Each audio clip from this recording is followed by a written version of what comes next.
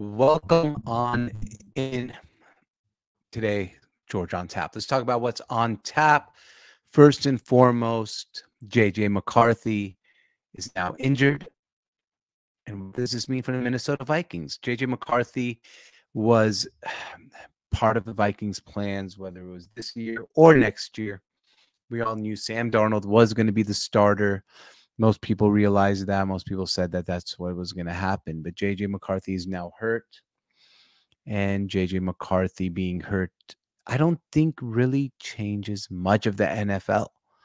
I think it might short term put the Vikings in a situation where if they have a bad season, they're going to be less likely to put in JJ McCarthy and give him his opportunity in a way where he is not actually going to play. Like, let's say they start off 1-7, 2-8, 4-6, and he's rehabbing his knee injury. I don't believe the Vikings are necessarily going to be wanting to come back and put in JJ McCarthy on the football field.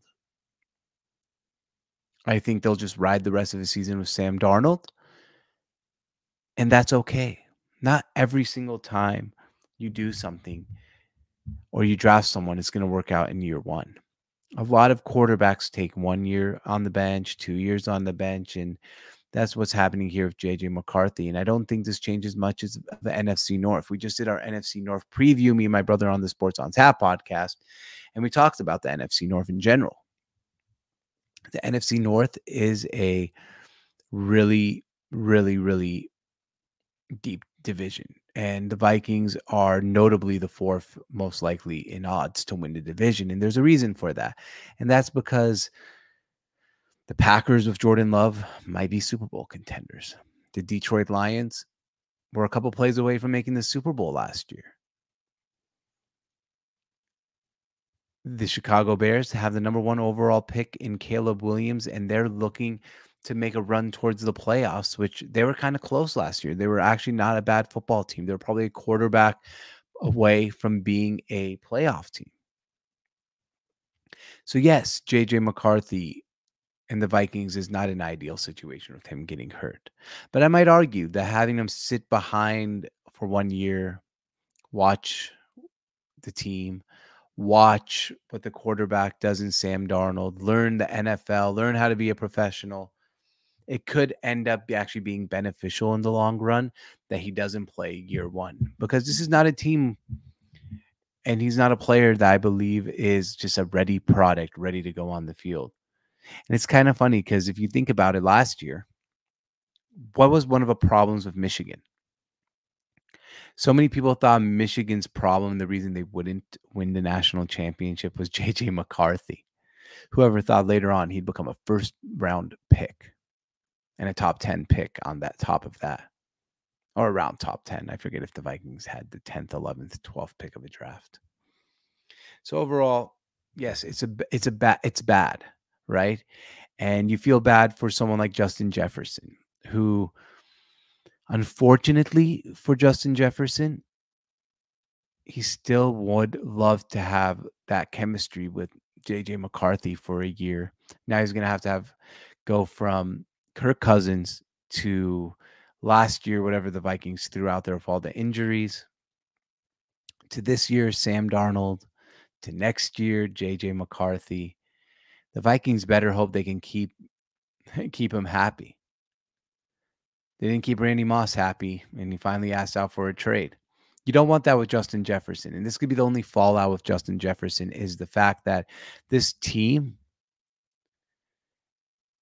without having a stable quarterback year in and year out, are wasting the prime years of Justin Jefferson. But it's a great organization. They're going to recoup it. They're going to refigure it out.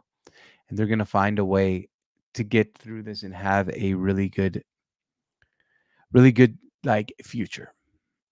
That's what I would say with the Minnesota Vikings. Now for JJ McCarthy, obviously injuries suck, but it's a torn meniscus. And torn meniscuses usually don't necessarily come in and, change your whole entire career.